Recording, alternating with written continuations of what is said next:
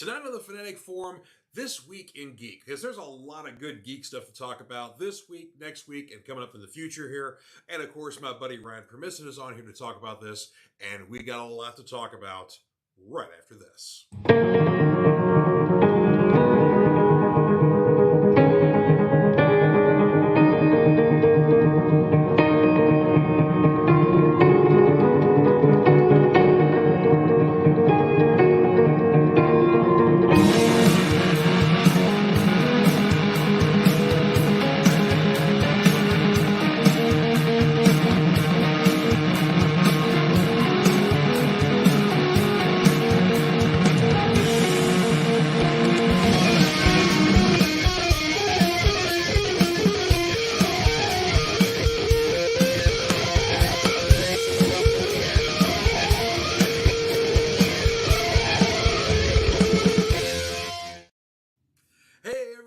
Happy Friday and welcome to the Fanatic Forum. I'm your Fanatic and host, George Buehler, and it's a good week in Geek as we are going to talk about this week here on the show. Lots of fun stuff out right now, lots of fun stuff coming next week, and further on. So all kinds of things, multitude of topics we're going to bring up here, and to help me do that, I'm going to bring on my new addition to the friends list here, my fellow cereal boxer, and the host of, and I quote, Mr. Ryan Permison. Thank you. Thank you for that. Thank you for that kind intro. And thank you for having me. It's good to be here. I like the set. I like what you've done with the place. I like what you've done with your man cave back there. All those ridiculously good-looking comic book covers. I mean, man, every time I see comic books from the Silver or Bronze Age, those covers are just so good. Yeah, it's some pretty stuff here. I've it's got beautiful. Recent additions to my art here. Got the Silver Surfer number 4 reprint there. There's my Marvel Spotlight number 5 with Ghost Rider. And then let me tilt the camera up just slightly here. Whoa, hello. All right, you will see up top there. That is Snake Eyes. That is done by John Boy Myers and signed by Mr. Myers himself there. So even better. Yeah. John Boy is a friend of the shop, so we frequently get packages from him of signed prints and stuff like that. And so that was a recent addition, and I could not pass it up because it's Snake Eyes. Of course not. Yeah. It's pretty awesome too. He's kind of got like a scarf thing or something kind of around him. It looks a little tattered. He's got one sword display. It's kind of hard to see with the glare on there, but he's got one sword out and he's pulling out the other one there, so he's ready for action. But big fan of John Boy's art. His stuff never looks boring. Everything's just very it's almost kind of got a little bit of anime influence because everything is very actiony. Everything is very kinetic and whatnot. So great stuff. So but there's my solo Perry up here, and I got Bill Hood up here. So I've got them surrounded by art. It's a wall of fame. It's great. Yeah, not too bad here. Love it. Sir, how are you doing, sir? Doing well. You're definitely correct. It seems that the world of geek never wants to sleep, not even the city that never sleeps, which is known as New York City, for those of you maybe wondering where that catchphrase comes from. But it's exciting times, man. It really is. There's so much to do, so little time, and just when I thought I was out, they pull me back in. So it's fun. And I see our good boy Dave Mattingly's here with us in the chat tonight. Good to see you, Dave. Hope everything's well with you. Saying hello. Happy to see you, sir. Yeah, hope everything's well with you. And it's National Superhero Day today, folks. It's incredible. Yeah, nice. It worked out well. They know us. And of course, a more popular and greater national holiday is next Saturday, which is Free Comic Book Day. So the folks in the city of Louisville say it's Derby Day. They're all excited about the horse race and whatever else. It's 2 minutes of horse racing. But it's the weekend that Guardians 3 comes out, and then it's Free Comic Book Day on Saturday. So, which basically is celebrated by comic book stores around the country. So, if you want more information, go to freecomicbookday.com, and there's a list of everything that's being given out by shops. And it's readers from all around. You've got stuff that's for adult readers. You've got stuff that's made for little kids. For the kids. yeah, you got stuff for everybody. It's awesome because you get most of the time it's kind of like previews of issues. Like you sometimes get like a number one issue of something like, hey, check this book out, sort of thing like that. Or if like a lot of what Marvel and DC do, they use it as a promotional angle for a lot of their big upcoming events for the summer and the fall and whatever else. So sometimes those free comic book day books get to be a little pricey on the secondary market. Like Hmm. last year's Marvel, Mm-hmm. yeah, was the first appearance of Blade's daughter, uh, and basically her appearance in that book is. I'm not sure what it's going for right now. I don't have the stats on it, but it's no longer free, and it's certainly more than $1. Hmm. Yeah, so Blade it's like, Blade has a daughter. Oh my gosh, I was under the impression that Whistler's daughter. Like I remember Whistler's daughter showing up in Blade Trinity, but well, see didn't. that, but Whistler, that character was made up for the movies, so he doesn't exist in the Oh, comics. So okay. Blade's had a lot of cohorts and whatnot, but he's had a long time off and on girlfriend for a while, and basically she got pregnant and had a daughter, and Wow. so Blade knew of her existence and financially helped out, but he kept away from them and kept them hidden. So basically they could have a normal life and the vampires didn't know about Blade's family because that's instant target. Oh yeah, of Even course. I mean, the last thing you want is Deacon Frost showing up to your front door. Yeah, funny you should say that. uh, but yeah, there is a series out right now called Bloodline Daughter of Blade. It's 3 issues deep right now. Nice. But the third issue, we finally get the long awaited father daughter meeting. So Blade knew Ooh. about his daughter, but she never knew about him. And then, of Wow. course, Okay. as she's getting older, her abilities are starting to come out. But she's a Dampier, somewhat like her dad, but a little different because basically she's half vampire, half human. Mm-hmm. She's a Because hybrid. yeah, she's a hybrid. So Yeah. Ooh. her powers sometimes wax and wane. So it's become a problem. I'm gonna have to look this up. This sounds very intriguing. Yeah, yeah. So it's like I said, 3 issues out right now. So, but yeah, Blade's got a kid. Had no idea. Had no uh, idea. Dave Mattingly says that this time it's personal. Okay. Not quite sure what you're referring to with that, Dave, but I appreciate the sentiment or the I don't compliment. know. Is it a compliment? Is it a statement? I don't know. You know, it's funny because I started watching Jaws the Revenge because I had never seen it. I've only seen bits and pieces of it. And after the first 10 minutes, I realized there's a shark attacking people in the dead of winter Mhm, at Amity Island, and he mhm. bites off her son's like arm or whatever, and he dies. And I'm just thinking to myself, no, I can suspend disbelief to a point, but that first 10 minutes where the guy dies when he's, looking out at the buoy because the buoy's like, cockeyed and needs to be straight. He was Mhm. fixing something that was attached to the buoy. Yeah. And this is no wonder this has a 0% on Rotten Tomatoes. Now I understand why. But it's one of those. This is definitely Jaws 4 is one of those like, love to hate it sort of things. So yeah, I fall in the. I know it's bad, but I still find enjoyment in it because I like bad movies like that. Hey, So I mean, I know this isn't going to win any Oscars, but I'm okay with Jaws 3 because it's a continuation of Brody's kids and their story and them yeah. growing up and moving on with their lives. Like Dennis Quaid plays the kid, plays, the boy who's now all grown up. But the Hmm. funny thing was, I didn't know she was in this movie, but Leah Thompson is in this. Yeah. She's in Jaws 3. I'm thinking about that. Man, she was everywhere in the 80s, bro. She was Oh in yeah. like No every way. movie, even the bad ones. No offense. I don't think Jaws is necessarily like Jaws 3 is nowhere near as bad as Jaws 4. But, I would you I know, would put I would actually put that in reverse because Jaws 3 still relies so heavily the on 3D. the Yeah. 3D Yeah. That was a problem. and basically it doesn't translate today because they don't have a 3D version available. It was just in cinemas. They Oh, never right. released Yeah. like they've never released one like on VHS or DVD or anything like Blu-ray. that. Blu-ray. Nothing. So They never did it. yeah, and I know. so they don't. Hot take, guys. I know, but I actually enjoyed Jaws 3 to a point. So there's your hot take of the night. I mean, yeah, there's all kinds of people who enjoy movies. You're like, oh my god, why would you enjoy that?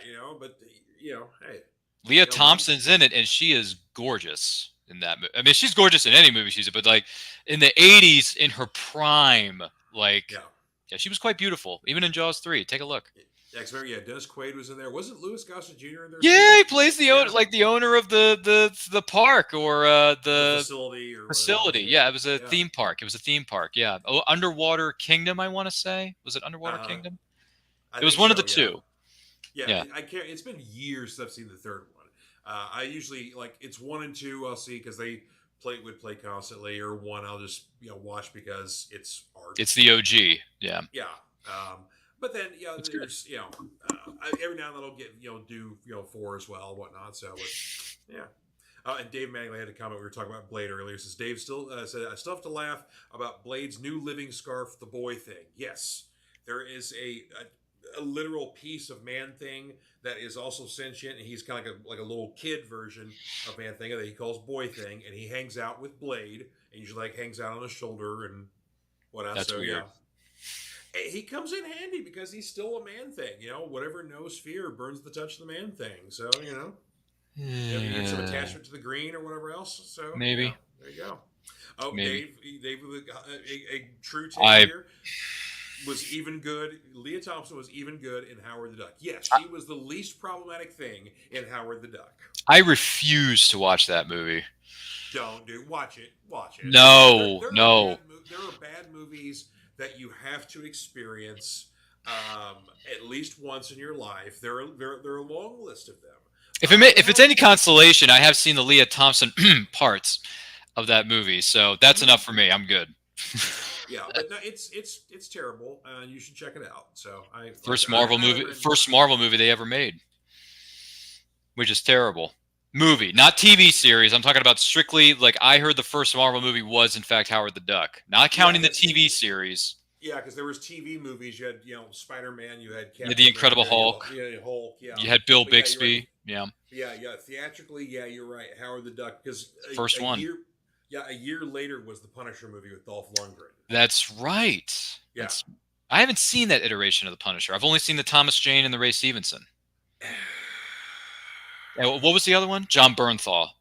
I've seen that. Yeah. Mm-hmm. He hasn't been in the movies just yet, but I've seen his work. I've seen parts of it. Yeah. Yeah. Well, of course, Bernthal's coming back, as we'll see him in Thunderbolts, I think, and we are definitely seeing him in the Daredevil Born Again series. Oh, I can't believe they're doing that. That's one of the biggest titles in comic history is Born Again. I don't know if they're going to do exactly the storyline, or if they're just using it as a title of basically this is kind of the Disney reboot. Very loose adaptation. Yeah, because as of right now, Karen Page and Foggy Nelson aren't in the show. The two actors was it Deborah Rupp, and I can't remember the dude that plays Foggy. Oh, that was what was you're killing me here? Something Ratliff, Devin Ratliff. Yeah. Is that his name? Something like that. Yeah, those two aren't back in the show as of right now, and a lot of fans are crying foul of that one, which I agree.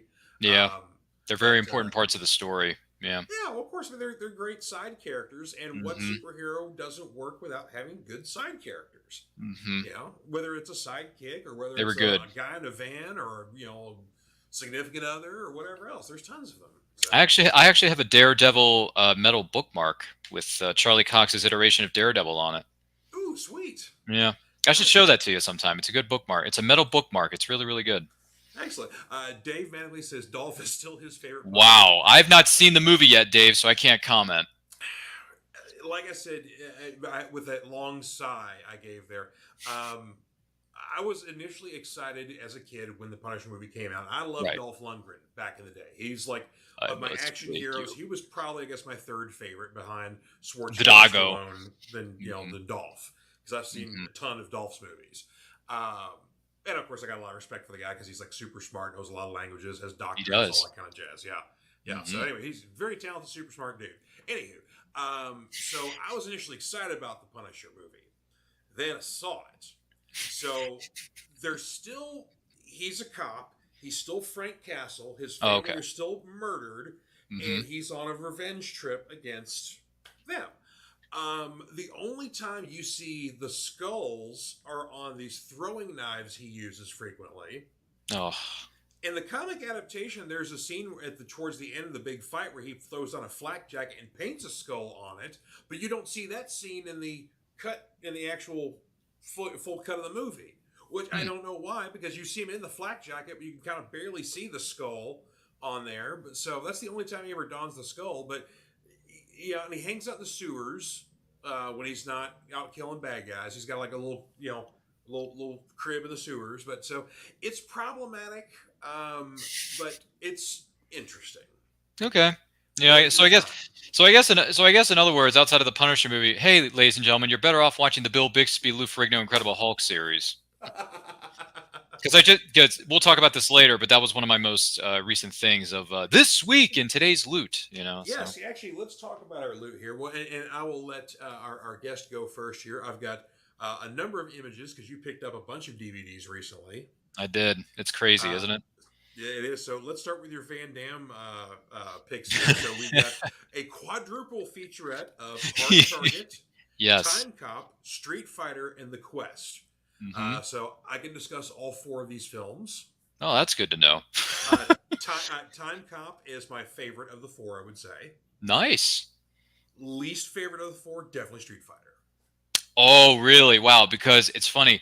So the reason I bought this, I already had Street Fighter on Blu-ray Mm. because the DVD version of the movie, the widescreen isn't what is it called? Not adaptable for 16:9 television. So it's like a Oh, smaller picture. interesting. You get the black, but the picture is like, yeah, you know what Gotcha. I mean? Like it's not formatted for 16:9 television. So I get you. Yeah. it's not the best widescreen version of the film. The Blu-ray is much better. But hey, it never hurts to have an extra copy of Street Fighter. So here it is for me. I bought this because I mainly wanted to see Hard Target because I've Gotcha. seen clips of it, and the reason I wanted to see Hard Target was because Yancey Butler, who went on to play the comic book character Witchblade on the TNT television series, Yep. plays the damsel in distress in this Oh, that's movie. right. Yeah. Yeah, so I watched Hard Target the other day, and this was the first time I'm watching this, just to give everyone some context here. And it was John Woo directed film. And I think this was either John Woo's directorial debut or was definitely one of his first films because you can tell. You can definitely This was tell. this was his first American film. Okay, well then there you go. This was his North American debut. So I Yes. watched this movie. It is brutally violent. It Mm-hmm. is explosions galore. It is gunfights galore, and you got a great cast with not only Van Damme in the lead, but you got Yancey Butler, who went on to play Witchblade in the TNT series. Which, by the way, that was a good TV series too. It's a shame it got canceled after 2 years. But what's his face? Arnold Vosloo plays one of the antagonists in this, Yep. and he played the Mummy Emotep and the Mummy remakes with Brendan Fraser, and also Lance Henriksen. Oh my gosh, this guy is nuts. He's a He's everywhere. he Yeah. is a bad guy of bad guys. Like he just when he kills somebody, he kills somebody. Like he lays into it. Basically, what I'm trying to say is this movie has fun with what it's doing. It knows Yeah. it's having fun, right? And by the way, one thing I noticed about this John Woo film, I just did a lot of doves, right? A lot of pigeons, right? There were a lot of Yep. pigeons, Yep. and there was a lot of slow-mo sequences in this movie too. Mm-hmm. So when Van Damme Well, goes to lay into somebody, he punches him, but it goes kind of slow, and then he does the spin kicks. But it's all good. Like it's good, but it's slow. Like the slow mo's a little too. But other than that, I enjoyed the movie. I think it's a fun ride. If you're looking for one of the better Van Damme movies, at least from my standpoint, I know mm-hmm. that's open to interpretation, George. I know. Yeah. Hard Target's one of the better ones. I actually love Street Fighter. I grew up watching that on repeat over and over again, and I love it to pieces. So I have no shame in that. My other problem is Time Cop is good, but after watching the first 10 or so minutes of The Quest, I was like, I can't suspend my disbelief anymore. I can't do it. And he Yeah. directed it too. That was Van Damme's directorial debut in The Quest, and I'm thinking to myself, yeah, this is terrible. Well, and also it's one of Roger Moore's last films, and Yes. it's not a great performance No, because his it's health not. is kind of ill. He was in ill health, Oh, so okay. it's a little sad. Um, Going back to Hard Target, so to give you a little bit of framing here on this one, so John Woo basically made his name in Hong Kong Yes. as basically kind of one of the purveyors of the late '90s style of action films that we knew in America. He basically invented all like the two gun stuff, the very dramatic slow mo stuff. He loved using doves in Oh. scenes that Oh because yeah. basically doves are kind of a symbol of life and death. So like right before a big fight, big showdown, there you see the doves. So he had films like The Killer, Hard Boiled, A Better Tomorrow. Oh. These are all classics of action cinema. Period. Not even just Hong Kong cinema. Just Okay. action cinema. Period. Actually, A Better Tomorrow is good, but A Better Tomorrow 2 is better. Oh, okay. Yeah, because basically Chow Yun-fat was kind of like his big star he used. And of course, Hmm. you will see him again in The Replacement Killers, which The Replacement Killers was his American film debut for Chow Yun-fat. But A anywho, lot of debuts being discussed here. yeah, we'll get into The Replacement Killers in a second here. But yeah, so anyway, so he Chow Yun-fat was his guy, and Chow is in all. He's in one of the main guys in The Killers, the main dude in Hard Boiled, and he's in A Better Tomorrow, but he's not in it for very long. But then, for whatever reason, he plays a different character, and he's in all of Part 2. So, and again, if you're a big Chow Yun-fat fan, Part 2 for Better Tomorrow is better. Nonetheless, yeah, but nonetheless, these are classics of Hong Kong cinema here, and yeah, John Woo was just kind of bringing this pedigree that, foreign film fans, action fans knew who he was already, and so everybody was kind of like, "Oh, you're going to do a Van Damme flick, okay?" So it had mixed reactions initially. I think audiences kind of softened on it over the years, but there was a lot, basically, like when you're coming from into American cinema and your pedigree is the Killers or the Killer, and it's like, dude, I mean, you can't top that. So it's kind of so again, but he what was it? Well, later on he had Face Off, which that's a great film. I have it on DVD. I love it. Yeah, Broken Arrow was another one he had. So Travolta and Christian Slater. Yeah. But Face Off was kind of his piece de resistance for American cinema. Oh, that film is crazy but good. Yeah, and that's good. The fun of his stuff. But yeah, and Hard Target. There were a lot of two-gun sequences that took place in that movie. So thank you for explaining that. But yeah, Hard Target's a fun movie. So if you haven't seen it, give it a watch, and then watch Time Cop because those are good too. So yeah. And he has a great mullet in both Time Cop and Hard Target. Yeah, dude, he grew out that mullet for Hard Target a little bit more so than he did in Time Cop. But yeah, he trimmed it for Time Cop because it was a little bit later on. It was like 20 years later. But yeah, I don't know whether that was a wig or if that was his hair, but yeah, he had some luscious locks. I mean, he's supposed to be a Southern boy in Hard Target anyway.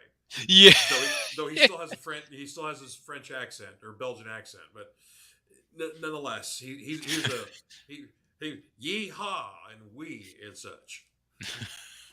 And then you had another Van Damme film you picked up here. Yeah, Sudden Death. Yeah, I've seen this before, but I picked it. It's funny though because I picked this up as a 2-disc. It came with Sudden Death and another copy of Hard Target because the disc that I found that contained what was it, Hard Target in that 4-disc or the quadruple pack that I showed you earlier was a bit scratched, and I wasn't sure if it was going to work or not. So I bought an extra copy just in case something were to go wrong. But anyway, it included Sudden Death in the 2-pack, which was Sudden Death and Hard Target. So Sudden Death, I've seen it before. It's fine. I don't love it as much as other Van Damme films, but it's fine. It's Die Hard at a hockey game. It's literally Die Hard at a hockey game.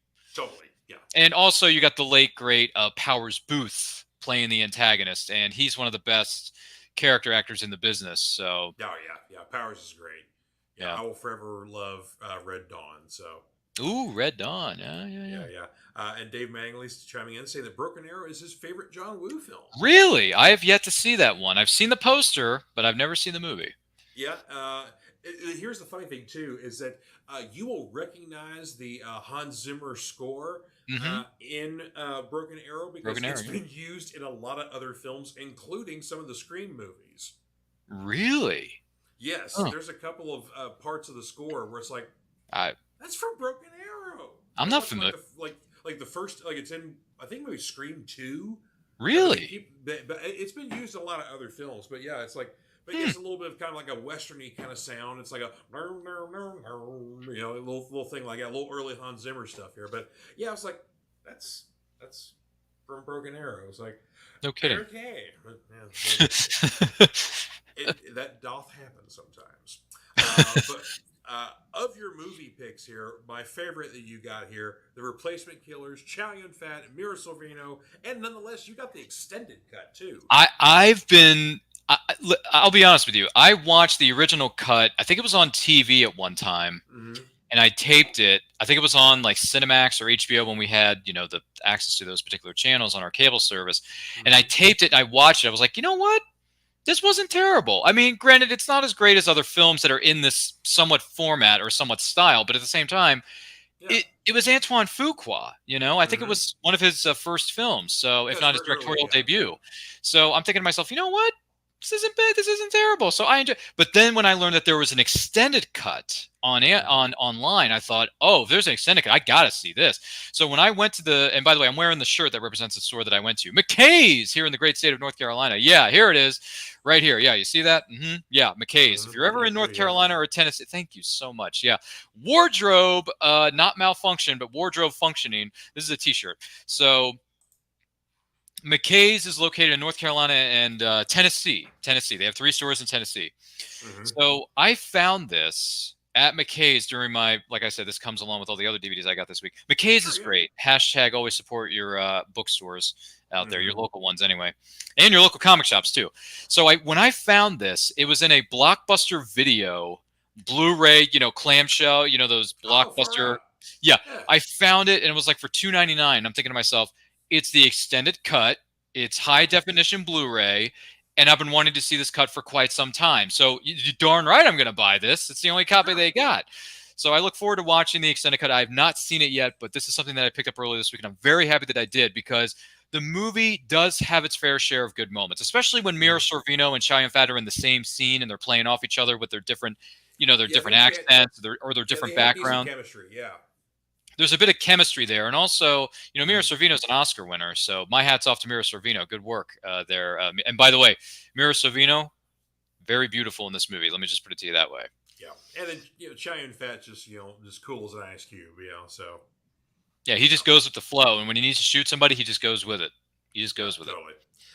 Dave Mattingly chiming in on Powers Booth here, saying his Powers Booth film is Frailty with Bill Paxton and Matthew McConaughey. Good pick, dude. Frailty is definitely an unsung film that needs to be experienced by the masses. Still have not seen it. It's a slow burn kind of movie, but it's kind of about like a family of killers that essentially are raised by the father to kind of Mhm. be this sort of thing, and puts a little bit of a religious spin on things here too. But basically, the grown sons, played by Paxton McConaughey, are kind of like struggling with this, with basically their upbringing versus not being murderers. But yeah, so That's messy. yeah, if for Frailty, avoid spoilers. Yes, Yeah. because Okay. what I gave you is definitely the safe part. But yeah, Cliff there's some notes. stuff. There's some Yeah. stuff in there. So Okay. yeah, Okay. yeah. So Frailty's good. That one's another one you could probably find in the $5 bin or less Yeah. at your local Either stores. either that or I think it's streaming on HBO Max, so I can go over there and watch Oh, it. there you go. Yeah, yeah, You yeah. know. Take that. Yeah. Let's see, for your TV DVD pickups there. First season of the Hulk. Yep, with the featuring Bill Bixby and of course Lou Ferrigno as the Incredible Hulk. So I watched an episode Yep. of this in one of my film courses way back when in college, which was a long time ago, by the way. But I liked the episode. It left an impression on me. I thought, you know what? One of these days I want to go back and I want to visit this because of course I know it's of its time, but at the same time, like Bill Bixby's in it, Lou Ferrigno's in it. It looks good. I'm intrigued. So I Mhm. picked up the first season for $5 on DVD, of course. This is DVD, not Blu-ray. Yeah, Andre's chiming in. Hey, what's Good up, to see you, Andre? Andre, chiming in saying that's awesome. Yeah, basically, Dave Mattingly, Andre, and I can all attest. We call this our childhood. Mm, Probably all 3 of us can remember when this series debuted on television because it was appointment television. hmm Because everybody's like, because we had seen some TV movies for Spider-Man Yeah. at that point before the series had actually launched, and those weren't great. Unless you really like Peter Parker and you don't want to see that much of Spider-Man. The Captain America TV movies hadn't happened just yet, so this was our first dish of true quality with the Marvel stuff. We'd had the Wonder Woman TV show and of course Linda the Batman Carter, yeah. series in the '60s, but yeah, this was our first dip into quality television programming here for Incredible Hulk because this was a good show. It got the characters right, even though they kept calling they changed David Banner. Bruce's name to Bruce David Banner to Banner. David.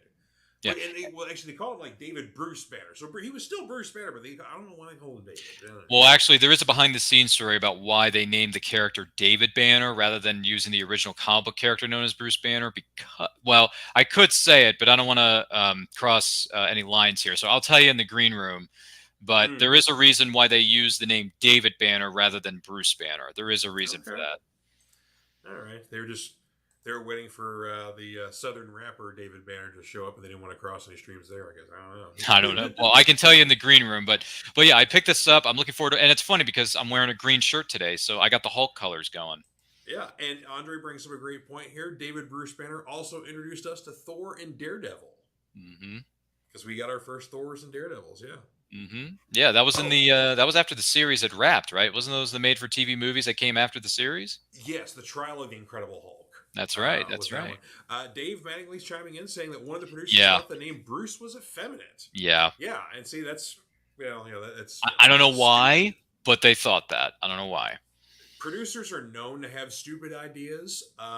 Let us flash back to the Nicolas Cage Superman that almost happened, where Superman would have had no cape and a polar bear friend fighting a giant mechanical spider. Stupid. Producers have stupid ideas. Very stupid. Yeah. Producers also have great ideas too, but there are a lot of stupid ideas out there, and that's one of them. You've had a little bit of good fortune here because you've got your first signed graded comic recently here. Yeah, well, this is actually my second one. The first one I got was Daring New Adventures of Supergirl, signed by Paul Kupperberg from the 80s, The Daring New Adventures of Supergirl, and that was graded at 7.5. The one that you're seeing on your screen right now is one I just got in the mail this week. Hey, the more you know. And this was for my personal collection, and I took it to GalaxyCon Richmond with me. I had Howard Chaykin sign it, as you can see the signature in the bottom right-hand corner of your screen. Right there. And he signed it, and then I took it over to One Stop Comic Shop to take it in to get it graded and slabbed, all the processes to go through the proper channels.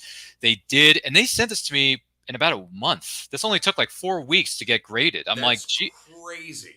I'm like, this was super like way faster than the other guys that took care of my Daring New Adventures of Supergirl #1, signed by the incredible Paul Kupperberg, I might add, which was graded at 7.5. This is at a 9.2. So as it stands, of the two comic books that are from my actual personal collection, not the ones I've bought at through other vendors and other means, because I don't count those. Of the two, this is the highest graded comic that I own in my collection at a 9.2 with white pages. And let me tell you, I'm happy with that grade. I'm very happy with how it looks, how it presents itself, and the CGC signature series and the logo and everything. It's so good. So yeah, I got this in the mail this week, and it only took them like 4 or 5 weeks to get this graded, which is super fast. That's insane. It took that. It was because I've been witness to seeing books that take a year to come back. Nope. Or whatever this else. one was quick. So, yeah, so that's very fortunate. So thank you to One Stop Comic Shop who are vendors at conventions, especially the GalaxyCon ones. If you have a GalaxyCon in your area, look them up. Great vendors, great people you can trust. Yeah, that's just amazing. And then, of course, your book you're reading now here. So talk about this one here. Yes. Star Wars Master and Apprentice. Yeah, so I'm a huge Star Wars fan, especially nowadays with Mandalorian kicking tail and taking names, and they just wrapped up their most recent season on Disney Plus, which, by the way, is # not a sponsor. So I keep going back to McKay's and I keep buying all these books because I went online and I looked at YouTube videos that talk about Star Wars books for beginners. Where are good places to start? Where are people who are interested in reading books, whether they're canon or not canon? It doesn't matter. Like, where are good places to start, right? And this was one of the first books that came up, which is Master and Apprentice, written by the incredible Claudia Gray. And I had the pleasure of meeting Claudia Gray at a convention last year, and I bought Leia, Princess of Alderaan, which was also written by her. I have not read that yet, but I remember years ago reading a few chapters of this particular book that you're currently seeing on your screen. For those of you who just joined us, Master and Apprentice, I really liked it, but then I had to put it down because I was focused on other things at the time. And now that I'm picking it back up now, all these years later, I'm about 14, 15 chapters in. So I'm about 150, 150 pages in. Okay. It's fantastic. I'm loving it. I am very much enjoying it. You really find out more about the relationship between Qui-Gon and Obi-Wan and how It's a bit strained. It's a bit difficult when they show up in the first film, which of the prequel trilogy. This is the Phantom Menace. So this gives you more of a backstory of how they came to be master and apprentice, and it also lets you in on how the relationship has evolved or how difficult or strained it's been over time. Okay, nice. So Yeah, I it's mean, that's a yeah. beautiful painted cover there featuring Oh, Qui-Gon and oof. little Obi-Wan. Yeah. This is yeah. In this book, Obi-Wan's character is 17 years old in Oh, this book. nice. Yeah, I thought he was painted a little bit younger than we see him in episode 1. So Yeah, he very is nice. young. He's very young, but it's a great book if you're looking to start reading some Star Wars books, whether they are part of the newer canon or the Legends line, the expanded Universal Legends canon, whatever it may be. Yeah. Because I'm not going to start a fight here. I'm not trying to start any fights because listen, a Star Yeah. Wars book is a Star Wars book. If you enjoy it, if it's canon, that's great. If it's not canon, it doesn't matter. A book is a book. A Exactly. story is a story. But this one is fantastic. So if you're looking for a good place to start, like I went to utini.com, which is a group of Star Wars like heavy duty experts, and they took all the books and they put together this must read list or you should read list. Or they give you like 4 levels of books, right? Yeah. Master and Apprentice is like in the top 5 Okay. or top 6. So I'm like really happy that I Nice. already had Nice. this book long before I went to McKay's and got it. I got that book, Master and Apprentice, at a local convention in Maryland where I was living previously. Mm-hmm. And it was in paperback, even though I prefer hardcover because it's bigger print and my eyes aren't getting any better. But I sucked it up. I'm reading the paperback, even though it's a bit small, but it's fine. Like, it's fine. I dig it, and it's Star Wars. I love Star Wars. I cannot wait to see the future of Star Wars. Hey, next week is Star Wars Day, ladies and gentlemen, so we have plenty of reasons to celebrate. That's right. Yeah. May the 4th be with you. Yes. Coming right up here. So That's exciting. yeah. Well, I'm going to put myself here in a full view because I got some comics to show you guys here. Sure. Let's see them. Yeah, this is new stuff this week here. Mm-hmm. So new number ones and some other ones here. But here's the first number one here from Marvel, Darth Vader, Black, White, and Red. So this is another entry into the Black, White, and Red, or sometimes Black, White, and Blood, as it's called, where you take an anthology series of popular character they've done, Carnage, Deadpool, Elektra, whatever else. Well, now Darth Vader is getting the Black, White, and Red treatment. So the cool thing is basically you get usually like 2, 3, sometimes even 4 stories in an issue by different creative teams here. There's a regular story that's going to happen by Jason Aaron, who's the writing it, and Leonard Kirk, who's the author or the artist on it. That's going to be kind of continuing in upcoming issues. But like Peach Momoko has a solo story in here. Let's see, Torrin Grombeck, who's currently writing Thor. He writes a story with Klaus Janson, the legendary Klaus Janson, doing the art. But the fun thing is the coloring is all black, white, and red. So, yeah, interesting stuff there. But yeah, so very, very cool book there. Highly recommend checking that out for Star Wars fans there, especially if you love your Vader. Next up here, a new Alien has started up here. Of course, now Marvel's kind of doing their branding with 20th Century Fox, so you're seeing this branding now on the Alien, on the Predator book, and then on the Planet of the Apes, which, of course, actually both those books are worth checking out too. But this one, of course, we've had Philip Kennedy Johnson's been running Alien for the last few volumes. Now this new volume 3 is being run by Declan Shalvey and Andrea Riccardo. I'm not familiar with her art, but like this a lot. You've got another terraforming group here who are not working for Wayland Yutani, who are basically terraforming on an ice planet looking for water samples. And, well, there's stuff frozen in the... there's something in the ice. So, yeah. Lots of terrible stuff there. So... Oh, Dave Mangley also says about the Black, White, and Blood. They also did a Moon Knight Black, White, and Blood. Yes, you are correct about that. Thank you. I knew there was somebody else I was missing there. So yeah, Moon Knight Black, White, and Blood also. That's worth checking out as well. Okay, from DC here, new number 1, Green Arrow from Josh Williamson. And Izak is the artist's last name. It's a new artist I'm not familiar with, but beautiful stuff here. Of course, this is Brett Booth here. No, that's not Brett. Anyway, great cover here. This is kind of taking off from the Dark Crisis and Lazarus Planet storylines. So as we know that basically Green Arrow, Oliver Queen has been lost for whatever reason. When all the other DC guys came back, for some reason he was held back by something else.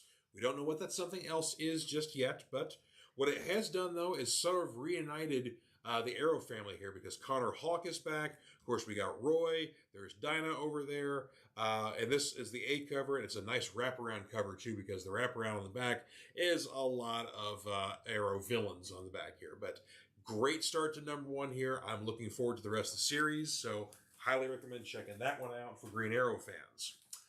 For the independents here, this is issue 3 of Blue Book from Dark Horse Comics. This is a really cool book. Definitely, if you're a fan of X-Files, alien abduction stuff, this is an awesome book to check out. James Tynion IV is the writer on this one here. Michael Von Oming does the art, and of course, the art, much like Black, White, and Red, this is in black, white, and blue. But the name Blue Book is taken from the Air Force's actual accounts of people who have had alien encounters. And it's basically a file they've had secret for many, many years. Some of that stuff has come to light for public knowledge, whatnot. But basically, that's where the stories are taken from, is taken from the Blue Book file.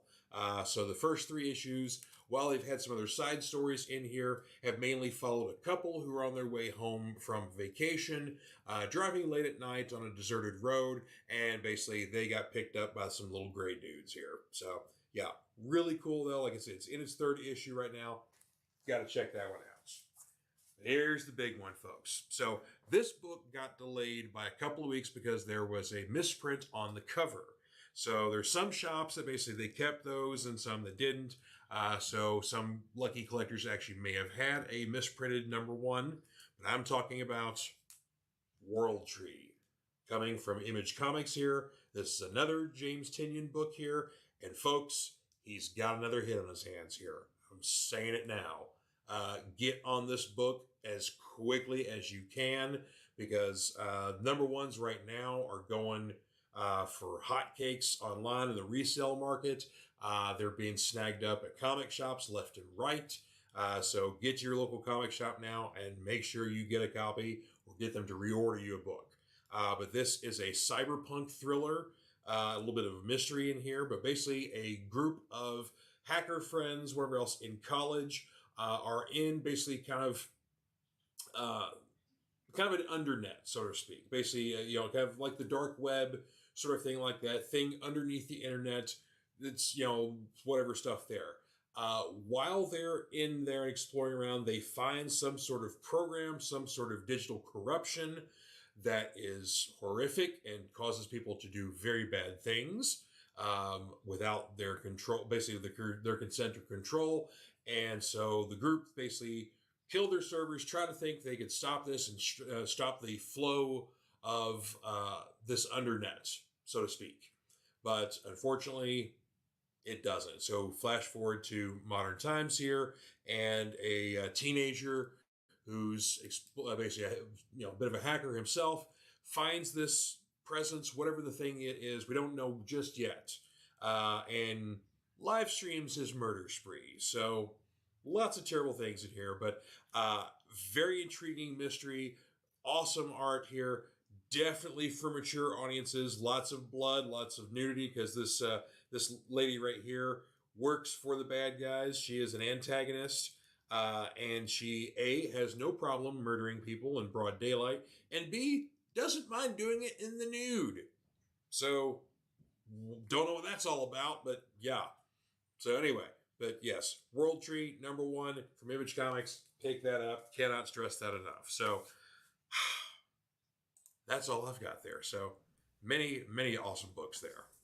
Whoa, this is heavy. In the words of our good friend Marty McFly, good friend of the show, by the way. It's cool that they're starting to use the 20th Century Fox logo on comics, because even though Disney owns the rights, they bought out Fox, there really is no more Fox. It's all Disney. But at the same time, it's nice that they're paying tribute to the original property of 20th Century Fox, because Fox put out some of the greatest motion pictures of all time. Yeah, absolutely. So Yeah. thanks for doing that, comic book folks, because those covers look good. The what is it? The red, white, and blood. I think Blood. it. Yeah, black, white, and red. Yeah. Yeah, that looks. It's funny. You knew I was going to be on the show tonight, so you're like, "Well, let me whet the appetite of Star Wars for our co-host over here. Let's do that, shall we?" Yeah. There are multiple covers. I will say the cover B was also very tempting Mm. as well. So yeah, so there's, but yeah, it's an anthology book. So I'm not sure how many issues they're planning on doing. Usually some of the others have been 5 issues, so they may just be in keeping with that. But yeah, like I said, it's fun because you get little anthology stories with just great creative teams. I mean, this first issue, that's a good lord, that's a superstar list right there. So the new kid on the block's Torrin Gronbeck. So Yeah. everybody else, is very seasoned, very popular people right now. So, but yeah, so yeah, it's not too shabby right there. So, Mm. before we go into some other geek things here, we got a plug for you, sir, because of course you are one of our Cereal Box podcasters, but you're the host of Comic Books: The New Class. Mm-hmm. Whenever when you guys occasionally do those episodes there, which I Yep. love that show. Oh, Because thank you. well, I mean, for an old comic book guy who's read a lot of stuff, I like to live vicariously through new readers when Mm-hmm. they experience new things, and that's what you guys do. Thank you. That's a lot of fun. Yeah, it is a lot of fun. We are in the process of bringing that back slowly but surely. Sooner or later, we will bring back comic books and new because I know Crayley and I miss doing it. We enjoy doing it, and I enjoy doing it because I always get fun facts thrown at me from our lovely viewers in the chat, and Crayley knows some things that I may not, and that's okay because you play Yeah, off of that from one another, so you learn from each other that way. And I dig it. Granted, I do have a short box full of comics that are on my to be read pile, and no, I've not read any of them yet. I know it's pretty sad and pathetic, but I'm trying. every comic reader worth their salt has has basically what we call doom piles, Thank which you. is it's either a pile, it's a short box, it's a It's a long short. box, it's a It's a lot of short box. boxes, whatever the case may be. My back issues, I've only got a short stack. I've Mhm. got like a 4 issue Rawhide Kid that was done in the '80s that I Yes. picked up recently. Trying to think what else. I had another 4 issue series of another little mini series there. A couple of little those. I've read all my new stuff for this week, but I have got a stack of trades about Yeah. yay thick, Yeah. and they keep accumulating, so they're a little bit thicker now. Mm. So yeah, every comic fan worth their salt, you've got a stack of books that you intend to get to. And sometimes you get to them. Like I'll probably knock out one of those trades sometime before the end of the year. Two of them I've already read anyway, but I'm just reading them again. So Yeah, I got my fair share of trade paperbacks too. The Phantom DC run from the '80s, and I also got Jack Kirby's Superpowers and Jack Kirby's New Gods nice. paperbacks. So yeah, because I'm trying to learn my history, and Jack Kirby's like the godfather of comics. So Mm-hmm. trying to read the master himself, and I got Superpowers and New Gods I've yet to read. I read the Forever People. That was good. Yeah. That was good. That was fun. His DC period was interesting because he had some creative stuff he came up with, but of course, like personally, that was kind of like an interesting time for him because he had been kind of boosted out of Marvel by Stan. Yeah. He was in the process of suing Marvel Ooh. over his creations and stuff like that. So there's some bad blood there. Mm. And there's just a lot of stuff going on in his life. So it was interesting to see some of his stuff because like it was his DC run was definitely a mixed bag versus his Marvel run. His Marvel run is like classic after classic after classic, except for the Eternals, but a lot of classics. And then he goes over to DC and like he's got the Forever People and Mr. Miracle, the New Gods, stuff like that. But then like there was some other stuff that didn't quite take off as well, or he tried off like a lot of new ideas with especially in like the first issue Spectacular series, which Yes. basically every issue was a first issue and Mm. introduced new groups. He would try some ideas in there, some would work, some wouldn't, wherever else. But then and then he eventually had his comeback to Marvel for a short period of time before he finally retired. So, Wow. but yeah, there's like I said, his DC period is interesting for old school comic book fans Mm-hmm. because, like I said, there's a lot fraught going on in there. So it was almost almost a little tainted, and it was also odd the fact that he wasn't allowed like he didn't touch like Superman, Batman, Wonder Woman, all the A-list characters. He didn't touch. So Mhm. like, was he not allowed to do so? Did he have no interest? Did he only want to do new things? Because I mean, he basically created the fourth world. So Yes. and Yes, he did. Darkseid still lives and thrives today as a Yep. major Omega level villain. Yep. New So Gods and the World of Apocalypse. Oh yeah. yeah, and All of that course, stuff. Mr. Miracle and Barda, they're still running around doing stuff, and Mr. Mm. Miracle just had a series. Sod. Yeah. So yeah, so all the fourth world people are still, Granny Goodness. right there. They're They've been featured. characters. They've been featured a lot. I mean, even those characters made appearances on one of my favorite shows, Smallville. So Yeah, well, I mean, of course, they've been in films too because they've been everywhere. film. Yeah, so. Yeah. Plenty of great content out there for you to enjoy, whether it's at your local comic shop or your local streaming service. # no sponsors here. That's right. Yeah, we're independent of anything. We try to be. But anyway, one of your other shows, of course, you do is And I Quote, Yes. which you get to basically do a lot of interviews from different artists from all around. Yes. So Ryan is everywhere. Got to check him out. But one show we got coming up on Monday here. Yeah, the date says Wednesday, May 3rd, but we actually rescheduled it. It's been moved back to Monday, May the 1st, 2023 at 8 p.m. Eastern Time on our Facebook and YouTube channel and Twitch as well as Twitter.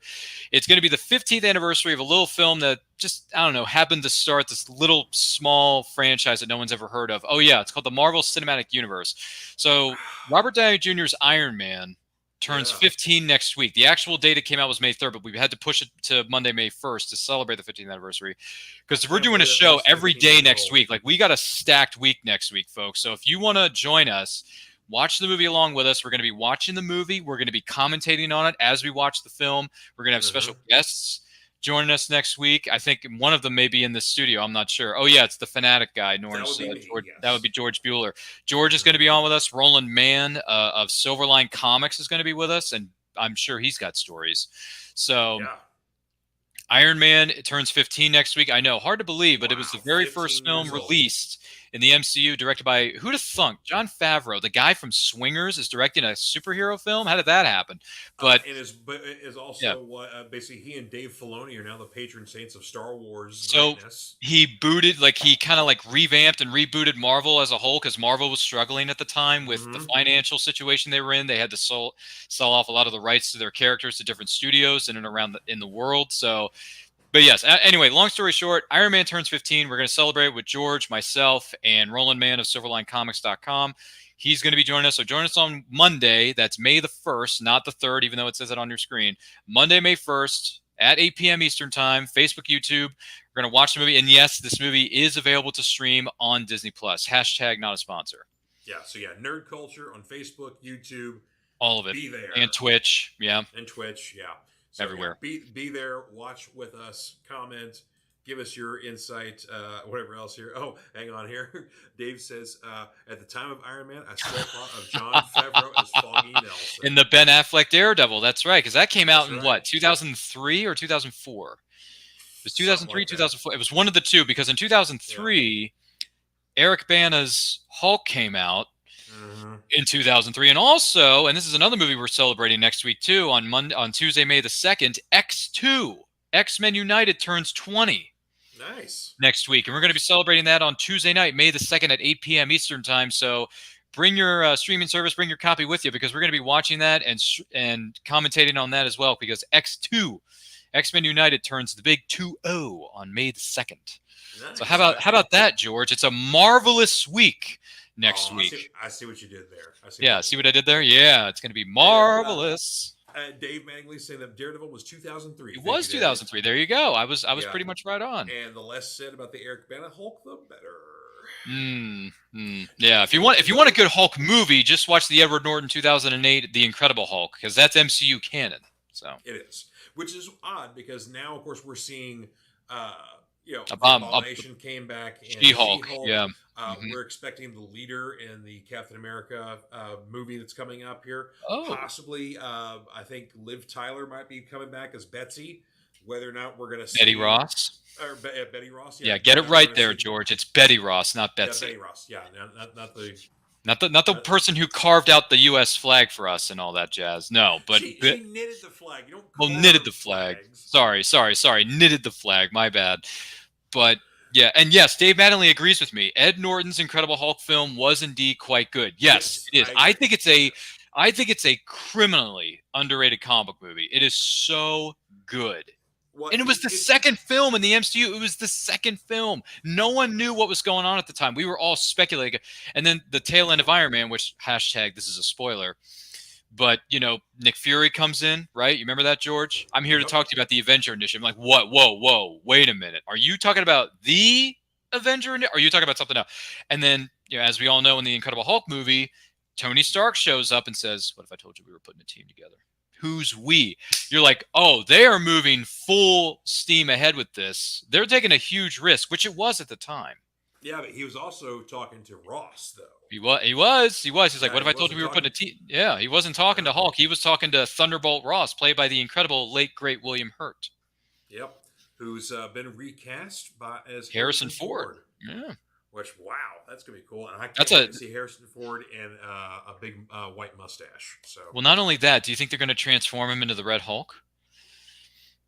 So, do you think Harrison Ford, for once in his career, oh, wait, no, that's not true. He's done this like 80,000 times in his career, lose his temper?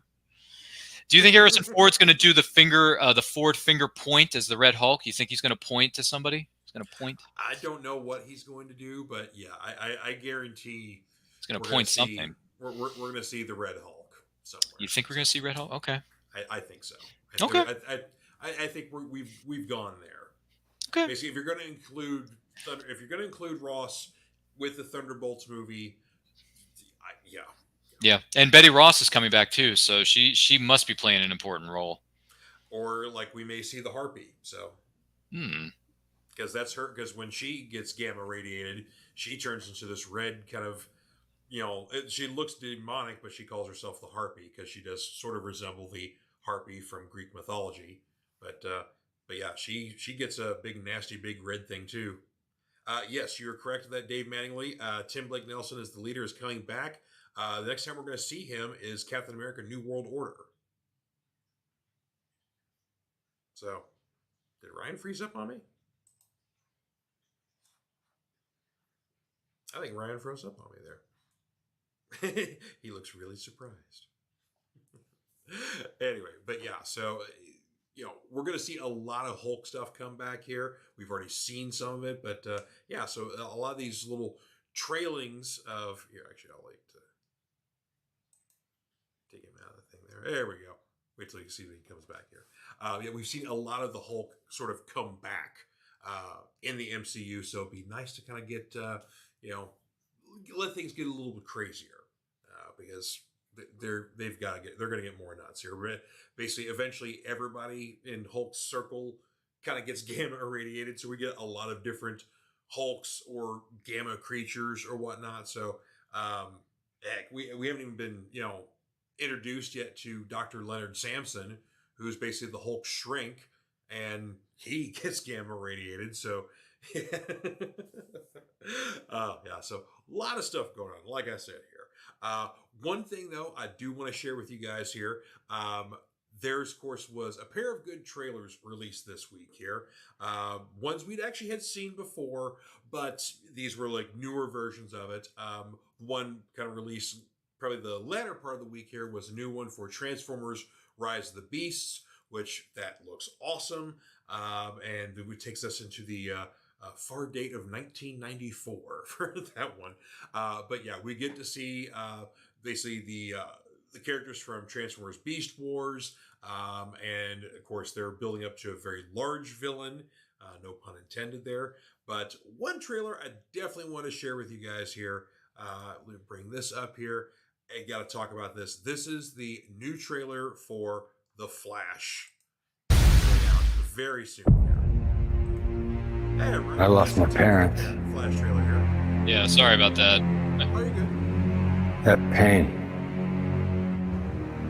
made me who I am. I spent a lifetime trying to right the wrongs of the past. Yeah. As if fighting crime would bring my parents back.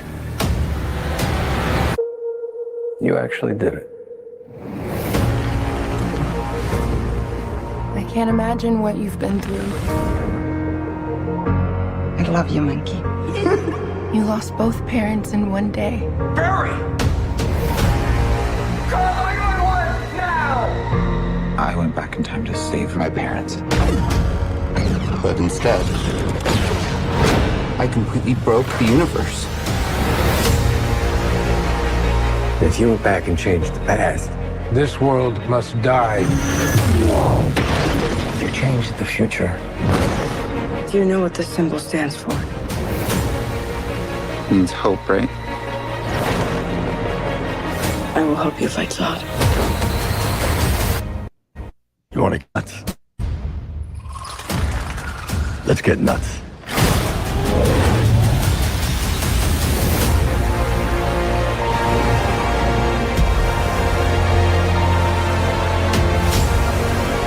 I have to undo what I did. These scars we have make us who we are. And I'm meant to go back and fix them. Don't let your tragedy define you. What did you do?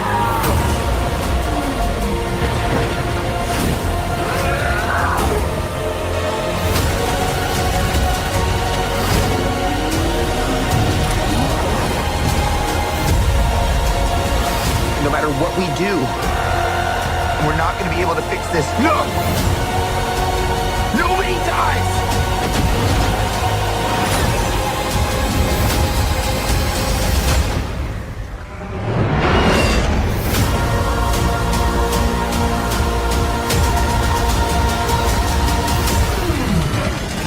You're strapped to your parachutes. Where's yours?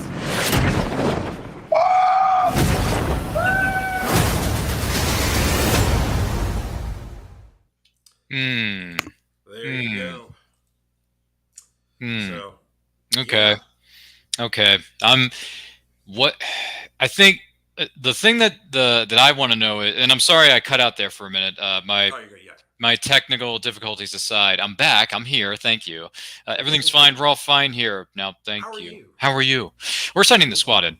Anyway, so Supergirl's saying to whoever she was talking to, "What did you do?" Like, she is ticked off. Zod. Yeah. Oh, it was Zod? Okay, so is she talking about, like, did she kill did Zod kill Superman? Is that it? Like, she killed Kal-El, and then that's why Kara Zor-El is so pissed off? The synopsis, basically, because this is borrowing really heavy from the Flashpoint storyline. Oh, yeah, 100%. And I love Flashpoint. It's one of the best graphic novels of all time. Yeah, we're dealing with, like, multiple Batman in this movie, multiple Barry Allens, as we see in the trailer as well.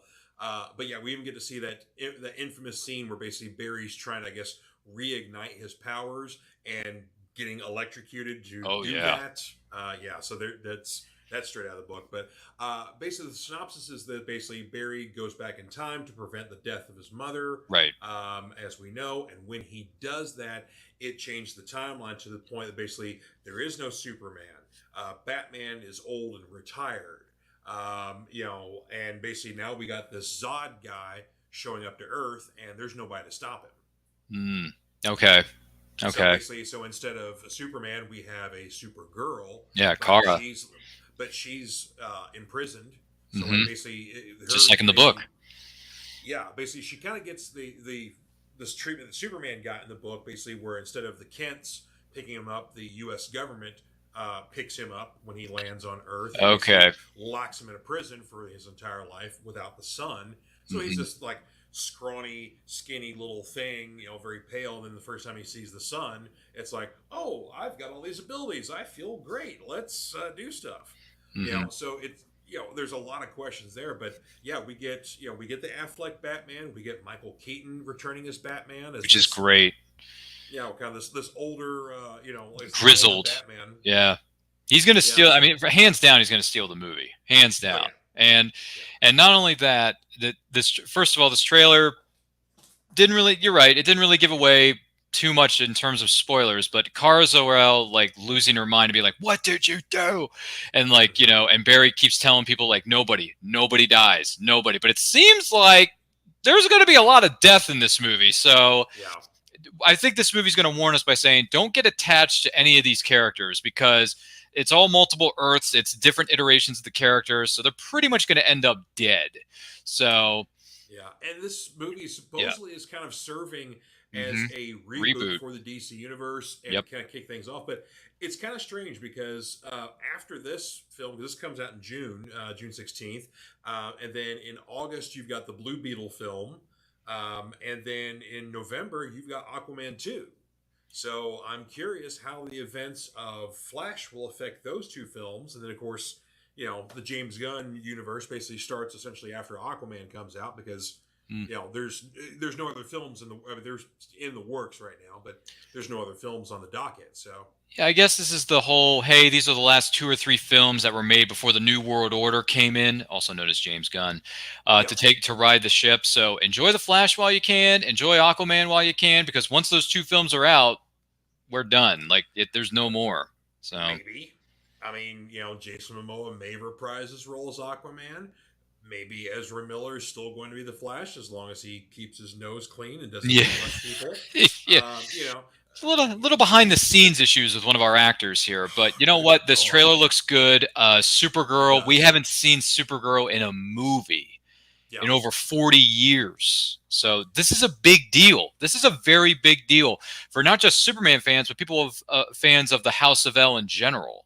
This is a very big deal. And the woman who's playing this young up-and-coming actress looks fantastic. Yeah, she looks fantastic. I think the suit playing off the Henry Cavill suit color scheme looks fantastic, and I think she's going to lay the smackdown in this movie. I think she's going to make a bigger impact, not just in this movie, but I think in the story overall than a lot of people think. I think she's going to make a huge impact because Barry's the one who caused all of it, but Supergirl is going to be the one of many characters that give Barry a reality check.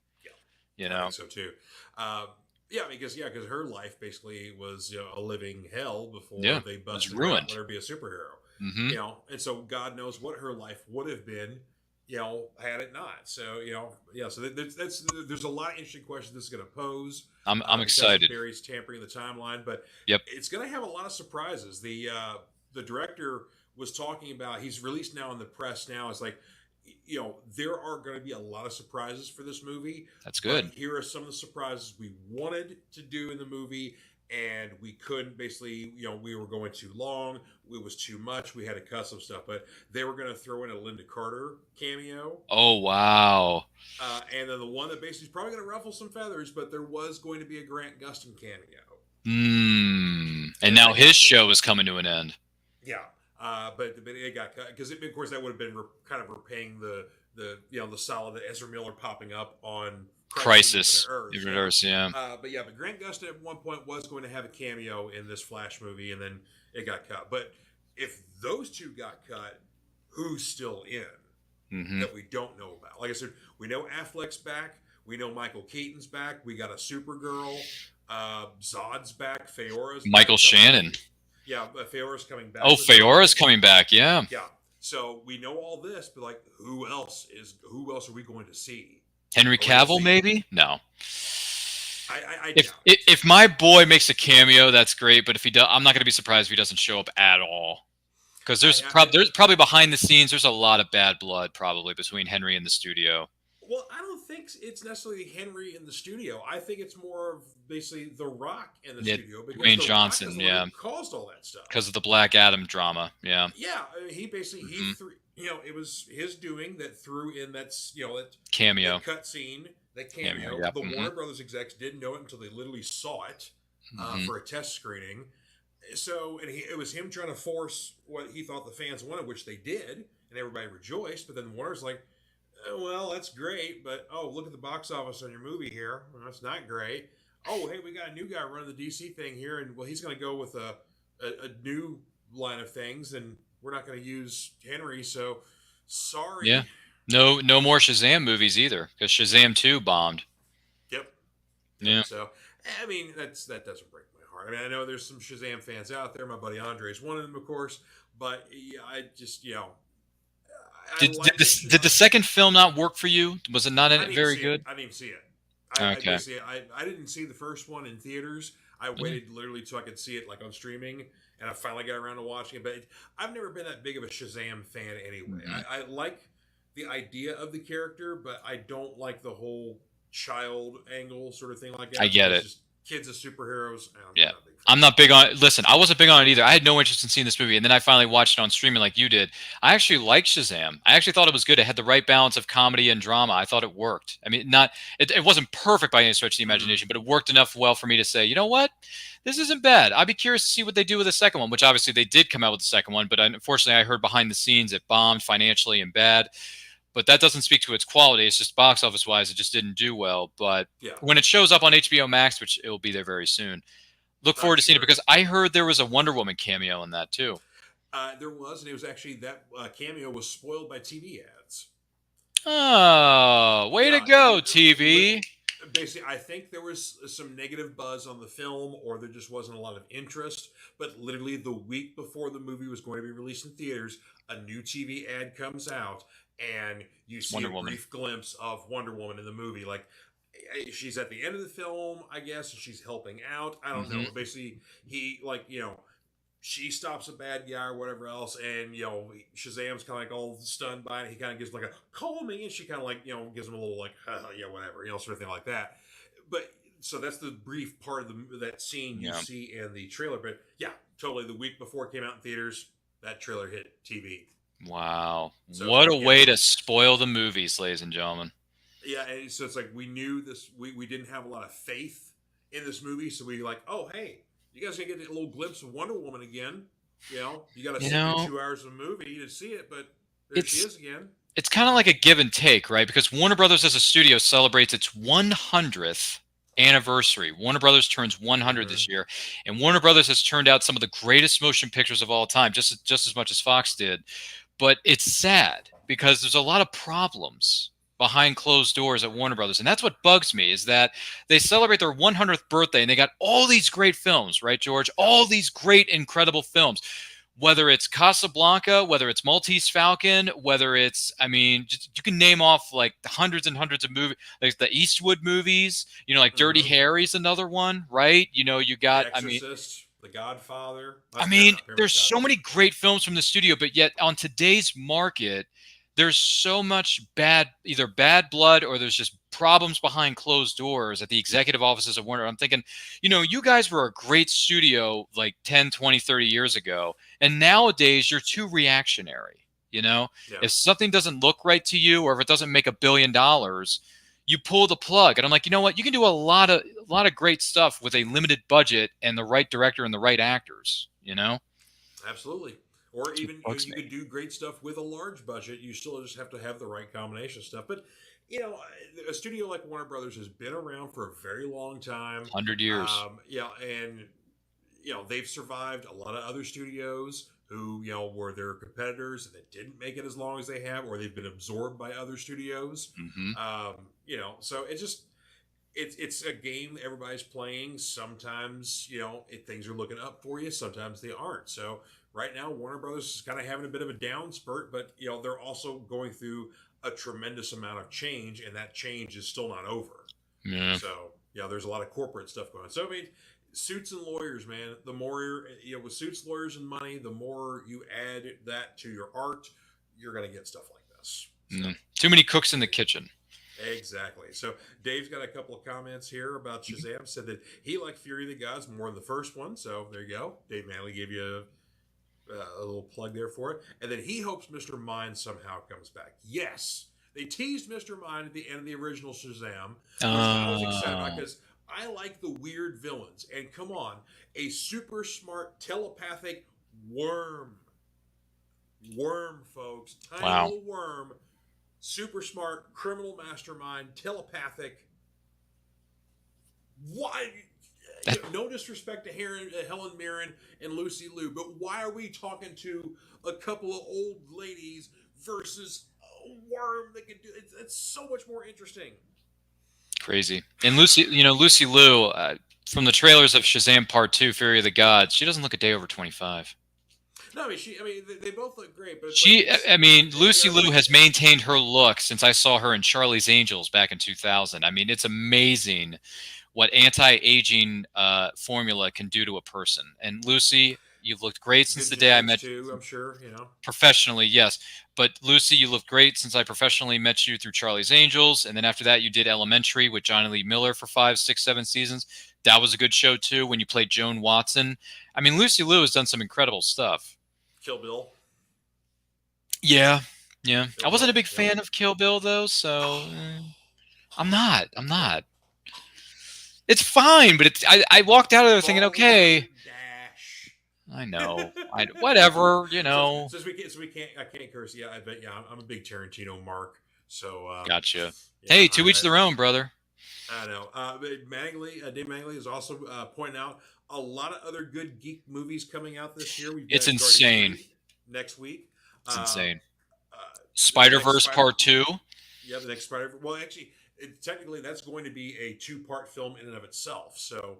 Right, but in the sequence of things, this is the secondary film within the Into the Spider-Verse movies. This is the second movie. Yeah, Indiana Jones 5, the retirement for Harrison Ford as Indiana Jones. And you know what? The newest trailer for Indiana Jones I actually thought was interesting. So it makes it look a little bit better. I don't like the mashing up of score music with a popular rock song that's kind of stupid, and they do it with Sympathy for the Devil, and then it gets even worse. Like I said, I was liking the trailer, but then like I keep hearing Sympathy for the Devil, and then like they're trying to work in the score, and then finally they get to the dun dun dun dun. You hear a little bit of that in there, while you're still hearing the woo woo from Sympathy for the Devil. Like this is why we stick with teaser trailers. If the first trailer looks good, I'm going to see the movie. This is why I don't watch secondary trailers. But here's the thing: the first trailer I saw was not good in my opinion, and it was like, nope, not going to see this. Well, the second trailer convinced me. I mean, I'm not saying the first trailer was great because I don't like the fact that they played the piano of the Raiders March throughout the whole trailer and they don't actually play it until the very end of that trailer. So that bugged me. Yeah. That bugged me. But at the same time, I'm like, you know what? This trailer looks good. I'm looking forward to seeing his retirement movie. This looks good. Yeah, and I God, was it Phoebe Bridgers? Phoebe Waller-Bridge. That's right. Plays the goddaughter. The goddaughter. That's right. Yep. And so we get, her kind of as the legacy character, kind of the new, younger adventurer, and Mads Mikkelsen coming in, loving playing villains, and he's a Nazi. He's great. You can't do Indy without a good Nazi villain. It looks great. And Mission Impossible, that looks incredible. I can't wait. Yes. That teaser trailer before the Super Bowl or whatever it was, that was insane. No, it was long before the Super Bowl. It was like months and months ago. But that first trailer, you got everybody. Ferguson's in it. Haley Atwell is in that movie. And I'm like, dang, Haley, you grew out your hair, girl. Got some long hair in this movie. I'm wondering what's going on with you. Henry Searsney comes back to the franchise because we haven't seen him since the first 96 since 96. Yeah, that's insane. I've loved him as a villainous character actor. Dude, I've loved him. The first Mission Impossible, when he says, I can understand you're very upset. You've never seen me very upset. Like, dude, those two lines alone were so good in the first one. So good. And then Blue Beetle, that's coming out. You got, was it Kraven the Last Hunter? Is that coming out? Kraven the Hunter is coming out? Yeah, basically it's another Sony, let's do a Spider-Man villain without Spider-Man movie. Yeah, dumb. Well, here's the weird thing too. Aaron Taylor Johnson is going to be playing the title role. Oh my God, that's even worse. But he's 10 times worse. He's taken it very seriously to the point where he's packed on like several pounds of muscle. He darkened his hair. He grew a mustache. So like he's taking it seriously. So like I have not seen him in a trailer just yet. I haven't seen any images of him in costume, but him out in the world, I'm like, he kind of looks like Kraven. So at least he's trying for it. I mean, the Morbius movie was not good by any means, but Jared Leto looked the part. Yeah, he did. I'll give him that. But so I don't know how we're going to do a Spider-Man-less movie about one of Spider-Man's key villains and make him a protagonist. He was one of the best, and I have this too as a Marvel Epic Collection. I have Kraven's Last Hunt, one of the best Spider-Man storylines of all time. Yeah, absolutely. That's a fantastic storyline. It's a good thing I have the Marvel Epic Collection of that. See, this is why we hold on to certain comic books here, George. But yeah, That's it. Craven with Aaron Taylor Johnson, no, not happening.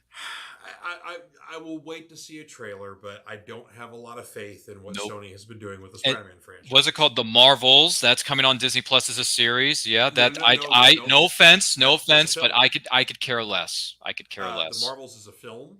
Oh, I thought it was a series. TV series. No, Ms. Marvel was the TV series, and this is basically the Marvels. This is basically putting Carol Danvers, Kamala Khan, and Monica Rambeau all together in a film.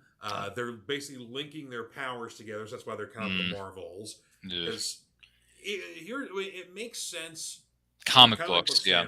Because Carol Danvers was a sidekick to the original Marvel. Then she finally takes up the role of Captain Marvel later on. For years, she's Ms. Marvel or Warbird or Binary or whatever else. But she finally later takes up. Yeah, she's gone through a lot of names. That's a lot of names, dude, for one character.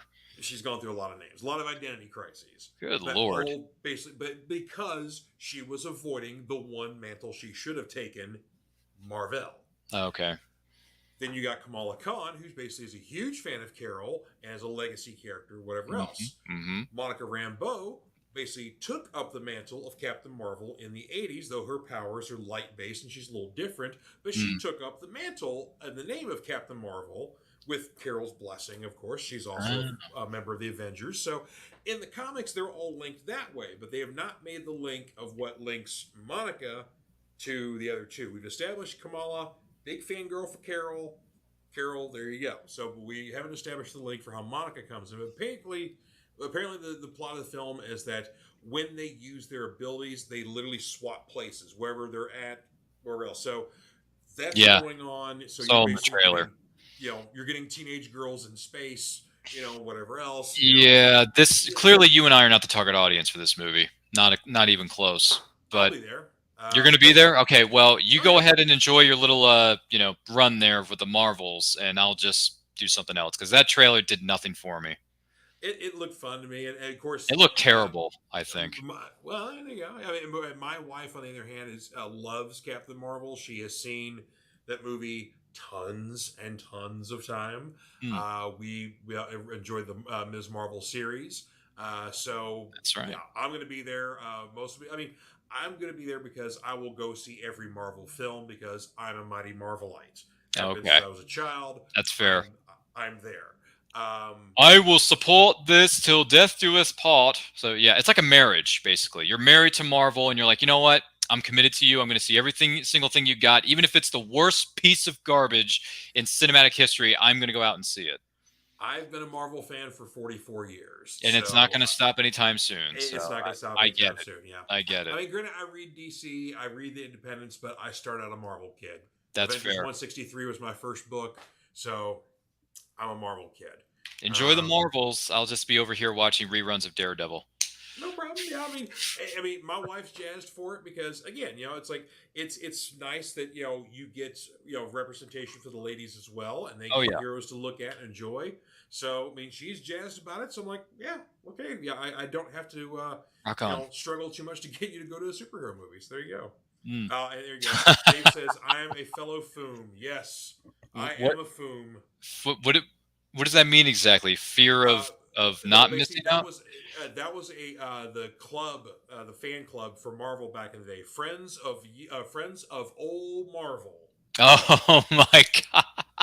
Yep, there was a magazine. Oh my god! Membership. That's everything. Yes. That is nerd. That is so nerdy. My god! It was very nerd. Yes, very. Wow! Very nerdy. Did you have a T-shirt? Did you wear it to school every day? No, there may have been T-shirts. I did not own one. Okay. I just had a membership for a year at one point. There you go. So I had a couple of the magazines and whatnot. But and the magazines really were kind of like interviews with artists and writers, and here's a little bit of some upcoming stuff, and here's a little cartoon of this. But yeah, it was kind of cool. But it's I was like, I'm just rather read the comics. Hey, I mean, we got a marvelous week for everyone next week with Iron Man turning 15. You got X-Men 2 turning 20, and then I got this lovely looking metal bookmark here. Look at that! Oh my god! Look at that Daredevil and Kingpin montage there. You see that? I love that. That's cool. Look how crazy good that is. Now, if you want this and add more Marvel stuff to your collection, visit Rob Taylor at what is it? It's called HeroFiedArt.com. So that's hero and then FIED art.com. Check out the website. It's a great website. The artist there, Rob Taylor, is a fantastic, so good we call him marvelous artist, if you will. So check him out. He's got plenty of Marvel, plenty of DC, plenty of Star Trek, plenty of Star Wars, plenty of Battlestar Galactica. He's got video game art like from Atari and NES. I mean, the guy's got something for everybody, including these metal bookmarks. I mean, look how ridiculous this is. This is a metal bookmark, and this feels like it belongs in the Sistine Chapel. Look at that. I mean, not to get all spiritual on you here, but Daredevil is Catholic. He is Catholic, so he is Catholic. So that's that's a good use of compliment there. So visit Rob Taylor at HeroFiedArt.com, and that goes for you who are watching or listening to this. And if you're just joining us, welcome. Don't forget to like and share this video with all of your closest friends. Absolutely. So, and of course, you got to go visit Ryan over at Nerd Culture for, and I quote, for his watch-alongs, which, by the way, let's plug one more time. This Monday, 8 p.m., Nerd Culture on YouTube, Facebook, Twitch, your grandma's basement, whatever else. He's everywhere. But we're going to watch Iron Man. So watch along with us, 8 o'clock. Eastern time, Eastern time. It will be a hoot. Oh, it's going to be a lot of fun. That's going to be a lot of fun. Dave Manuel said he never enjoyed the Sistine Chapel. You know what? Get that man a big old scaffolding, and I guarantee you he can go up there and touch the painting, and he can probably get a little something off that. So there you go. Maybe. I don't know. Did you watch, while I was gone during my technical difficulties, did you watch the other trailer that you were going to talk about too? No, I was just talking about that it was worth checking out too, but I just wanted to show the Flash trailer. So. Oh, I thought you were going to show us both. Okay, well, never mind. No, I didn't get a chance to do that, but yeah. But no worries. We're almost an hour and a half here, so I think we may have to wrap things up. But really? We were just getting started. I know, right? We were just getting started. We were just getting acquainted here. But yeah, definitely go check out the new trailer for Transformers: Rise of the Beasts. We get a little bit more of a better handle on who our villain is for this movie. Ooh, like I said, it's a big villain. It's a big villain. Big villain. Very big, yeah. Very but hey, I grew up watching Beast Wars on Fox Kids in the '90s, so good stuff. Looking forward to catching that movie too, because the first trailer for what was it, Rise of the Beasts, when you see Optimus Primal, and then you see Cheetah or Chitara, however you say his name.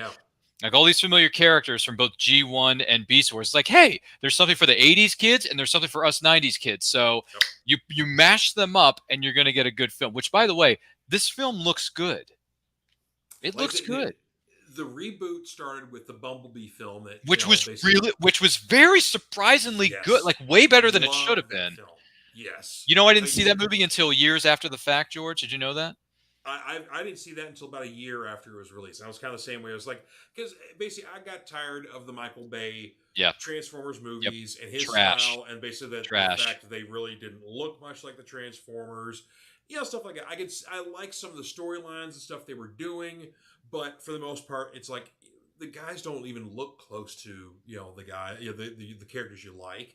Yeah. But then you go and do Bumblebee, and Bumblebee rights the ship. Because the Transformers, the Decepticons, look like their counterparts that we know G1. Grew up with. G1. The Bumblebee film takes place in the 80s, so kind of goes back even better. How long they've been there. So of course, this new one will take place in the 90s. The new trailer says 1994. So. Oh, is that what it is? Yeah. Oh man, 94. Oh, that was such a good year for us 90s kids, George. It was so much fun. It was so much fun. I graduated high school. You young whippersnapper. I graduated high school back in '94, and you wouldn't be here if it weren't for me.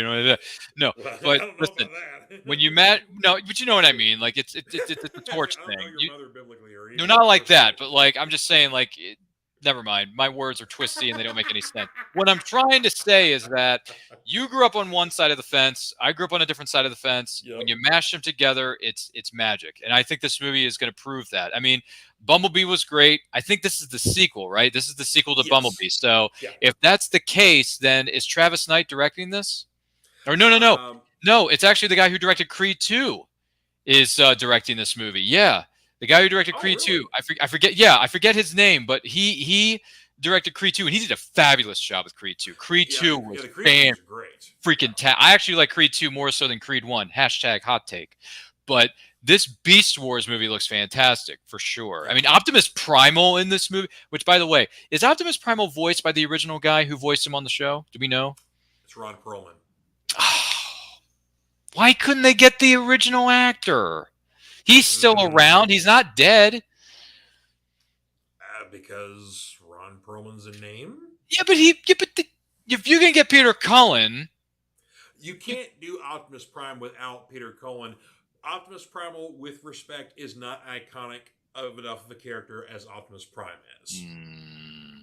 I don't know if everyone in the comments section would agree with you on that, but okay. Well, how many times did they try to do the mantle pass off? You had Hot Rod, aka what was he? What he ended up turning to? Ultra? No, not. I can't remember. You mean Unicron? No, but Hot Rod when he evolved, basically, because he was Hot Rod when he was younger, and then the secondary character, yeah. Basically, he evolved to the mantle of leadership. They tried with him, and then there was Ultra Magnus, who was kind of like the I don't know, the in-betweener, so to speak. He held on to the Matrix for a little bit. Yeah. So. Oh, Dave Mattingly says, I'll take Ron Perlman any day. Yeah, see, and I agree. I enjoy me some Ron Perlman. So thank you, Dave. I agree. I will be looking forward to having Ron Perlman. I mean, yeah. He sounded good in the trailer, the first trailer that I saw these characters featured in. So he looks good. He sounds good.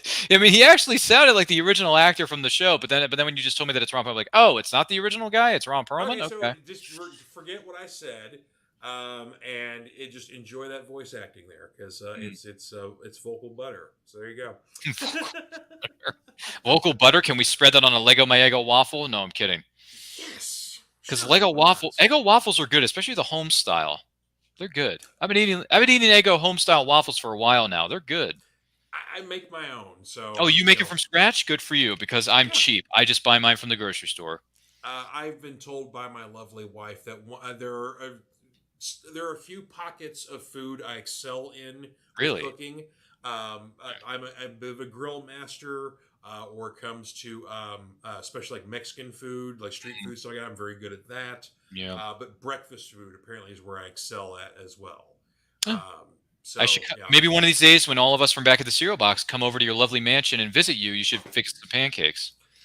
You know what? Y'all can just sleep here in the comic room. We'll get a bunch of sleeping bags one night because it's I got a townhouse here, so it's not a roomy place, but we'll make do and we got some space. I'll make waffles for everybody. The kids Sounds good. Sleep on you or around you, whatever the case may be. I love waffles. I think waffles are great when you spread them with log cabin syrup. It's good.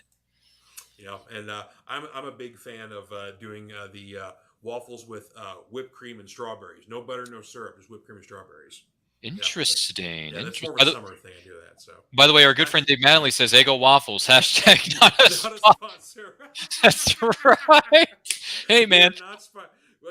We are not sponsored by anything or anybody, but at the same time, we buy these products because we like them. Okay, I buy books. Okay, I buy DVDs from McKay's, and I buy waffles from my local grocery store. In this case, it's Harris Teeter. Anyone know what a Harris Teeter is? So, yes. Oh, you know what Harris Teeter is. So, yes. Basically, I'd never heard of that grocery store chain before, but then my wife and we took a trip to Charleston, South Carolina. It was a lovely trip. Did you? And they had a Harris Teeter, so that's where we went for groceries. Hey, there you go. Everything comes full circle. Yep. I love it. You know what Harris Teeter is? It's great because that's where I get my groceries every couple of weeks. Nice. So thanks, guys. # not a sponsor. Is Harris Teeter in the same family that Piggly Wiggly is in? I believe it is. So you may want to double check your facts. Well, because I'm on the side of the country that's in the Kroger family. Oh, okay. Well, then it's probably. And Kroger owns Lion and Fred Meyer's and a bunch of other places, grocery stores in different areas of the country. And so, might be the same thing. Piggly Wiggly and Harris Teeter kind of have the South. Oh, So, okay. Then yeah, they're probably owned by the same people. But if you want to double check someone's facts in the backstage area of this studio, feel free. But yeah, thanks, Harris Teeter. Thanks for helping me be a VIC, a very important customer. Hashtag not a sponsor. There you go. I love it. no, I but love it. Near where the resort we were staying at, there was a Harris Teeter. There was a lovely store. It's nice. Yeah, we used it multiple times. We were there, so I liked it. I like it. It's good. Of all the things we thought we'd talk about today, we dn't think we'd discuss Harris Teeter Eggo, grocery stores. Eggo waffles and Harris Teeter grocery stores. We never thought we would talk about Lego my Eggos. Oh, all right. Well, I think we are ready to wrap things up here, but I appreciate you coming on the show here, Ryan, and talking geek with me here this day. Thank you, and you're welcome. It's very great to be here. Feel free to invite me back anytime. I'm always happy to talk geekery with you or your audience members of this show, and I want to thank everyone for stopping by because this has been a lot of fun. I hope to do these shows more often. I hope to come back more often. I like it here. I think Fanatic Forum. I think it suits me. You know, nice. maybe I should come back more often. So feel free to send me an invite because meeting with you and talking with the lovely audience in the comments section of this show has been a blast, and I always enjoy it. And you know what? I enjoy geeking out with fellow fans. So whatever your fandom is, enjoy it, embrace it, post about it on social media in a nice, productive way. And by the way, and I say this at the tail end of every one of my shows, life is better when reading. Those are the facts. Indeed, yeah. And see, of course, and you get to let your freak flag fly right here on the Fanatic Forum here because that's what this place is for. I love my folks here. So yeah, I'm representing Impact Wrestling here tonight. So there you go. So we got wrestling, we got movies, we got TV, we got sports, we got comics, we got books. Which, by the way, books is words on a page. So when anyone asks you what, like Gaston says, yeah, like those lovely covers, and then Gaston looks at you and he says, "How can you read this? There's no pictures." Well, some people use their imagination. That's the beauty of reading books with words on a page. You get to use your imagination, folks. I occasionally read books with just words on page. You know, I mean, primarily my reading is mostly done in comic book form, which is fun. But it's because I spend a lot of money on comic books each week. Yeah, and I have 3 short boxes full of comics. So there you go. You're welcome. Oh, so see, you got some catching up to do yourself there. So, I do. Well, as wrapping up this show here, we're going to close out with a word from our sponsors, Comic Books for Kids, because we're not an actual sponsor, but we're partners with them because it's a good thing here. But you guys have yourselves a tremendous weekend. Go out, see Evil Dead Rise, because that's in theaters right now, and it's crazy bonkers awesome. Yeah, go check that out. And then next weekend, Guardians 3, free comic book day. Lots of excitement going on, so go and be geekery. Titans, new episode of Titans just came out too, so yeah, lots of good stuff. So go enjoy, and you all have yourselves a wonderful time, and we'll see you next time on the Fanatic Forum. This is the way. Comic Books for Kids provides comic books to kids in hospitals and cancer centers across the U.S. It's a place where we can all work together to make sure every child has a comic book. 100% of all proceeds go towards the kids. It's about making a difference, and while they're in the hospital, allowing them to fly like a superhero, battle dragons, or rescue teddy bears. We are in every state in the country and now support over 160 hospitals. Every month, we add more. Visit cb4k.org.